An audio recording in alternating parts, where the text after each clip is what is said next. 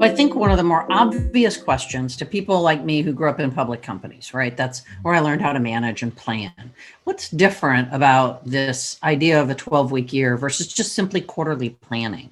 That's a great question. In fact, a lot of times, in fact, one of our clients came up to us after a session we did and said, "Congratulations, you rebranded the calendar and sold it back to us." And I thought that was Oh, a that's pretty cool great. idea. Branded the But calendar. It's funny. but it's not quite the same because the way that we behave is an outcome of our thinking.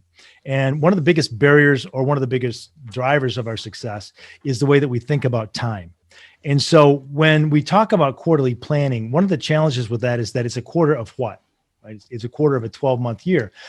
And annualized thinking, which quarterly planning is part of, is a really unproductive way of thinking about time because it creates the illusion that there's a lot of time to get things done.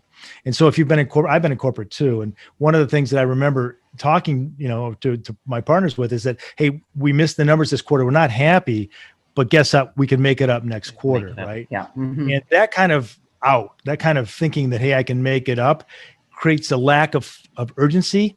And when things get rough, we can kind of back off a little bit and say, well, we can make it up. So that's unproductive. And it causes a lot of companies to have peaks in activity at the end of their fiscal year, whereas earlier in the year, they don't necessarily operate with the same intensity. Right. It's sort of like a beginning of the year, end of year, or in the old days, you probably remember the Monday, Friday car, right? Yeah. You don't want to buy a car that was built on a Monday or Friday, right? It's this thinking that, people hit the ground running in January, they join the gym, they do all these things, and then it peters out over the year, right? And so this mindset shift is really what the 12-week year is about. It's not quarterly planning.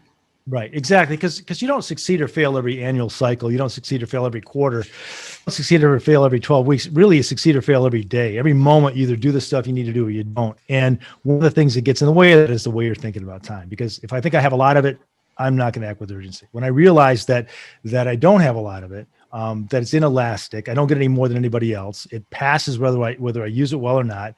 I can't save it really. So because time is such a valuable resource, as you pointed out, the way we think about it is critical to success in my view.